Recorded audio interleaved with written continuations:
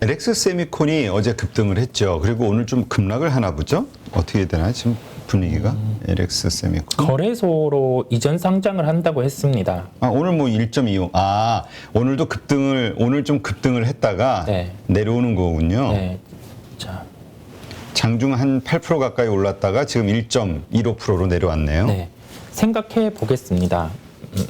이벤트 요소가 있을 때 가장 먼저 생각해야 될 점은 현재 이 회사의 본업이 어떤 수준인가. 주가가 반등 나왔을 때 팔려고 하는 쪽이 많을지 살려고 하는 쪽이 많을지. 근데 이와 관련된 뭐 컨트롤과 관련된 사업, IC 컨트롤 이런 쪽으로 뭐 IT 쪽과 연관된 기업들 같은 경우는 아직 뚜렷하게 실적의 타이밍이 나오지 않고 매수에 대한 타이밍도 늦추자고 말씀을 드렸어요. 자, 본업 물음표입니다. 그럼 여기에서 수급 보는 거죠.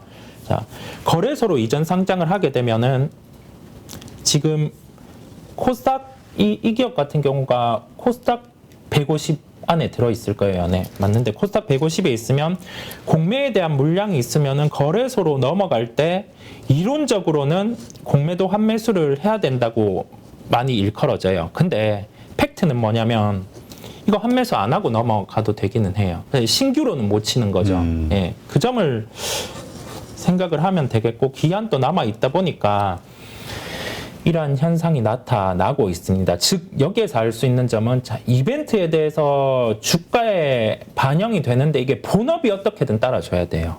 예, 본업이 백업이 안 되면 이런 식으로 조정이 나올 수 있다는 점을 생각을 하시고, 뭐 이전 상장 이후에 그 전에 한 번 더 뭐 공매 가진 물량이 굳이 거래소로 넘어가서 이 플레이를 안 한다고 하면 환매수가 나오면서 그래도 뭐 11만 원, 오늘 봤던 고점 이 정도 올 수 있는데, 그때는 매도. 예, 비중 조절, 무조건 그러니까 비중 더 조절. 올라갈 거를 기대하고 버티는 게 아니라 네. 오늘의 고점 정도에서는 근처에서는 매도하자. 네. 알겠습니다. 참고하시고요. 그러니까 지금 또 매그조님, 그 자동차주는 장기적으로 비중 축소인가요?라고 얘기하셨는데, 이거 자동차주라고 표현해야 될까요? 아니면 현대 관련주라고 해야 될까요? 그렇죠. 현대 기아차 쪽의 특성이다 보니까 매력적인 가격대에 와서는 그래도 담아가야죠. 기업적인 측면의 훼손 이런 요인이 있다 현대차, 보니까. 기아를 제외한 다른 자동차주? 현대 기아차 같은 경우도 저가? 예. 그 기준이 어디쯤이에요? 왜냐하면 어떤 분들은 지금이 저가라고 생각할 수도 있는 거니까. 지금은 아니에요. 왜냐하면 여기에서 수정이 들어가야 돼요. 이제 지금의 상황으로 네, 변화된.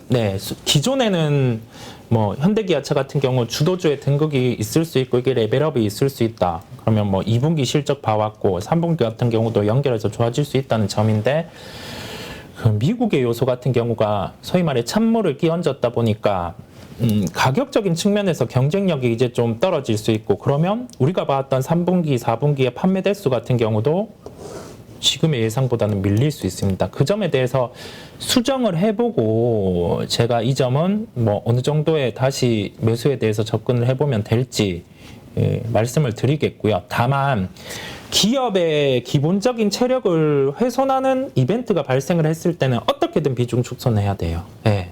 그 뒤에 그게 해소되고 더 뭐 매수를 더 주고 할지라도 저는 그렇게 접근을 하고 있습니다. 네, 알겠습니다. 우리 가족분들, 자꾸 반복해서 말씀드리는데, 이렇게 어떤 이런 종목 상담, 이런 과정을 통해서 그냥 종목에 대한 그 전망, 그 다음에 분석, 이거로 흘려들으지 마시고, 이런 상황 하에서의 그 종목을 어떤 생각과 관점으로 분석을 하고 전망을 하는지, 뭐라 그럴까요? 요거에 좀 집중을 하셔야 이런 같은 논리로 또 다른 주식들도 한번 생각해 볼 수 있고, 나의 실력이 드러나는 거니까. 네. 그냥 결론에 너무 집착하지 마시고, 그 결론을 풀어내는 그 전 단계, 과정. 네. 요거에 좀 집중을 하시고, 그러한 방식으로 스스로 한번 다른 종목들도 생각해 보시는 시간들 가져보시기 꼭 권고해 드립니다. 네. 그래요. SKIT 아까 어떤 가족분이 말씀해 주셨는데, 어제도 한번 말씀을 드렸었어요. 제도 한번 아이고 선물 쪽으로 들어가졌는데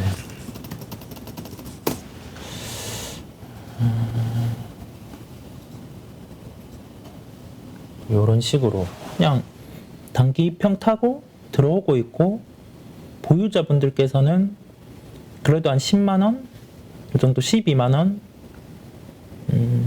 이게 거래 터지는 흐름이 나타나면 적어도 10만 원대까지는 갈 수 있으니 그때 한번 고민할 필요가 있고 그 분리막에 대한 부분의 변화는 일단 말씀드린 것처럼 WCP라는 기업이 상장이 될 때 그때 같은 경우 좀 변화가 있을 수 있습니다. 그 점을 같이 생각을 해야 되겠고요. 2차 전지단에서 관련해서 보면 그냥 분리막 쪽이 좀 비싸요. 비싸게 거래되고 있습니다. 네, 그 점을 같이 생각을 해야 되겠고 시장에서 바라보거든요. 네, 상대적으로 실적에 대한 매력도가 높은 쪽에 집중을 해요. 양극재 이쪽은 집중할 수 있을 뿐더러 시총 상이다 보니까 시장 사들일 때 수급까지 좋을 수 있다는 점이거든요. 그 다음에 셀 업체, 자 완전 셀 업체 같은 경우는 LG 에너지 솔루션이겠고 여기에 대해서 조금 다른 사업부가 더해져 있는 게 뭐 삼성 SDI, 뭐 SK 이노베이션 이 정도인데. 이 시총 상위들 군 안에서는 또 수급이 이런 식으로 들어올 수가 있거든요. 예. 그렇게 같이 생각하고 자, 여기에서는 기술적 반등 요소가 있을 수 있습니다. 그리고 WCP라는 기업이 상장을 하게 되면 주가는 그때 가서 또 달라질 수는 있어요. 예. 그 타이밍을 한번 기다려 볼 필요가 있겠고 돌아와서 이 다음에 플레이를 할 때는 2차 전지 업종화 2차 전지를 해야 되겠다. 근거가 뭘까? 자, 전기차 판매량이 지금 기준에서 그 월별로 보기보다는 연으로 어느 정도 지금 예정이 돼 있고 그렇다고 하면 여기에서 2차 전지 소재라든지 나갈 수 있는 기술력을 가지고 있는 기업 그 중심이 되는 쪽으로 산업이 성장하면 가장 먼저 중심이 될 수 있는 기업 쪽으로 주식을 접근해 보는 그러한 습관이 필요하겠고요. 제가 방송을 통해서 그 점을 계속 강조드리고 있고 새로운 산업이 부각이 됐을 때 딱 중심이 될 수 있는 종목을 제가 딱 집어서 말씀을 드리겠습니다. 기회는 언제나 있고 또 새로운 산업이 있을 거기 때문에 그때 함께 또 기회를 잡아보는 것도 좋겠습니다. 네, 알겠습니다. 그리고 이제 이렇게 그 시총으로 그 기업의 어떤 적정 주가 산정을 하실 때 그랬을 때 그 시총 가격 개별 주가가 얼마 정도인지 왜냐면 시총으로 얘기하니까 잘 이 적정 주가가 얼마인지를 모르겠어라는 생각하시는 분들이 있어가지고 그 시총 같은 경우 얘기를 하면 제가 말씀드리는데 그냥 주식수로 나눠보면 그 일단 가격이 나오기는 해요. 근데 시가총액으로 말씀드리는 이유가 단적인 가격을 보면 이게 싼지 비싼지 구분이 안 돼요. 네, 시총을 보는 버릇을 해놓으시면 괜찮고요. 이게 제 기준에서 SK 하이닉스 같은 경우가 그 뭐 86,000원, 9만원 이 말씀을 드리는 근거가 첫 번째로는 그 수정을 하더라도 역사적 밸류의 하단이에요. 그 구간에서는 일단은 어떻게든 반등이 나오기도 하고 그래 왔었고 근데 여기에서 실적의 톤은 다 달라요. 애널리스트 분들도 다 다른데 제가 실제로 계산을 해보는 거죠. 자, 이게 하이닉스 같은 경우 반도체 부분이 나갈 때 원래 연간에 얼마가 왔었고 뭐 가동률이 얼마 여기에서 뭐 포함되는 부분 빠지는 부분 침체 요소 그런 안 좋은 요소를 다 반영을 해봐도 이게 밸류 하단이라고 제가 말씀을 드리잖아요. 그런 요소를 함께 감안해서 말씀드렸던 게 2차 전지 양극재였고 또 뭐 말씀을 드릴 수 있는 요인들이 있다고 하면은 그런 종목들은 계속 언급을 드릴 겁니다. 네. 그럼 이제 시총을 언급해 주시고 그래서 그 시총하에 주가가 어느 정도인지 그런 식으로 좀 설명을 해 주시면 더 이해가 좀 되겠네요. 네, 알겠습니다. 네. 그다음에 그 자화전자. 자화전자는 우리 이성우 이사님이 또 좋아하는 주식, 기대를 하는 주식이기도 한데 오늘 한 3%대 오르고 있어요. 지금 추가 매수해도 될까요? 이런 질문들이 좀 올라왔는데요. 그냥 뭐 편하게는 기술적으로 200일선 붙었을 때는 모아간다 생각을 하시면 되겠고요. 뭐 하루 뜰 수 있어요. 근데 여기에서 격하게 V자 봤던 거 바로 나오지는 않을 겁니다. 왜냐하면 증설에 대한 이 반영이 되는 기간도 남아 있고 그렇다 보니까 좀 모아 나가는 단계로 보시면 되겠고요. 아직 뭐 관련해서도 직접적인 전환사채 규모가 크지는 않지만은 전환돼야 되는 물량들도 어느 정도 존재를 하거든요. 그런 점까지. 그건 이제 악재니까 네. 그런 악재에는 또 주가가 내려올 수밖에 없으니 네. 서두르지는 말자. 네, 맞습니다. 이렇게 반등할 때 사기보다는 떨어질 때 저가 매수 해나가자, 네. 모아나가자. 네. 네. 요 내용을 같이 한번 볼게요. 계속 뭐 나와서는 뭐 증설에 대한 투자 그 얘기가 왜 얘기하냐 궁금하실 수 있잖아요. 자, 기업 바라볼 때 하나의 포인트를 보실 필요가 있습니다. 자, 전통적인 사업을 영위해둔 기업들, 특히 IT 기업들, 뭐 기판, 그다음에 뭐 PCB, 뭐 비슷한 맥락인데요.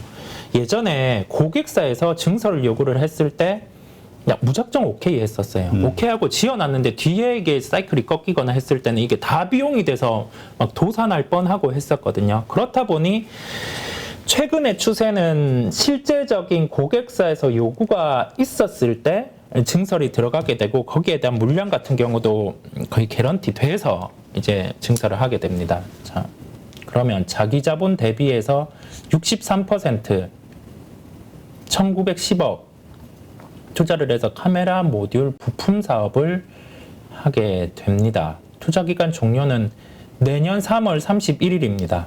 요거 기억을 해 놓으실 필요가 있겠고요. 연말 같은 경우는 계속 필히 봐와야 되겠죠. 내년 1분기 이후에 2분기 처음에 가동하면은 램프업이라고 해서 이게 수율이 다 올라오지는 않아요. 그냥 맞춰서 단계적으로 올라오는데 2분기, 3분기 때는 지금에서 봐오지 않았던 실적이 함께 보일 수 있을 겁니다. 그 점을 같이 생각하고요. 이런 식으로 조정, 200일선 붙는 조정이 나올 때 같은 경우는 매수해서 모아 나가는 대응이 필요하겠습니다. 네. 지금 그러면 이렌텍 어저께 좀 급락을 했죠. 네네. 오늘도 한 3% 가까이 하락을 하고 있는데 어제 11.3% 빠지고 네. 이 이유와 그 다음에 어떻게 저가 매수 기회로 삼아도 될까요? 지금? 다시 구간을 잡아야 됩니다. 왜냐하면 2분기 실적이 나오고 그러고 나서 어제 언급드린 것처럼 본업과 관련된 스마트폰이 좀 안 좋았어요. 근데 이 안 좋음 자체가 이어질 수 있습니다. 2분기 같은 경우도 그렇고 다음 분기도. 왜냐하면 그 지금 스마트폰 일반적으로 일컬어지는 그쪽 때 판매가 썩 좋지 않아요. 우리가 삼성전기에서도 알 수 있듯이 중국 스마트폰 데이터도 올라오지 않고 있고 하다 보니까 여기에 대해 실적 미스. 근데 그 전자담배는 미스는 나지 않았어요. 미스는 나지 않았는데 계절적으로 2분기가 성수기입니다. 그렇다 보니 3분기 실적 톤은 낮을 수 있겠구나. 그러면 일단 매도하고 보자. 이런 거죠. 다만 이 종목은 버릴 게 아니라 타이밍을 보고 다시 매수 대응을 해야 되죠. 그 점은 수정해서 한번 언급드리겠습니다. 네. 네. 자, 카라양님 참고하시고요. 아까 그 다음에 또 뭐 고민하시는 분이 있었는데, KCC 글라스 참 좋은 가을님. 지금부터 좋을 것 같은데 어떻습니까? 어떨까요? 이런 들고 계시는데 이제 좋아지는 거 아니냐라는 기대감을 좀 가지신 것 같아요. 자재 쪽, 건자재 쪽에서는 탑픽군의 요소를 갖추고 있습니다. 예, 이익 같은 경우도 기본으로 1조는 가질 거예요. 예, 1조는 충분히 갈 수 있는, 전방이 좋지 않아서 숨겨져 있기는 한데 계속 추적을 할 필요가 있겠고요. 1조가 기본이라고 하면은 그래도 한 30% 내에 상승 여력은 있는 거거든요. 긍정입니다. 긍정. 긍정으로 보시고, 그렇다고 하면은 그 편입에 대한 점은 주가 추이를 보더라도 타이트하게 잡는다면 4만 원대 오바 한 49,000원, 5만 원 초반 이 정도 대에서는 매수 플레이를 해 봐도 되는 종목입니다. 시총 1조는 가능하다라는 점을 기본적으로 시총 1조는 가능하다라는 점을 기억해 두시면 되겠습니다.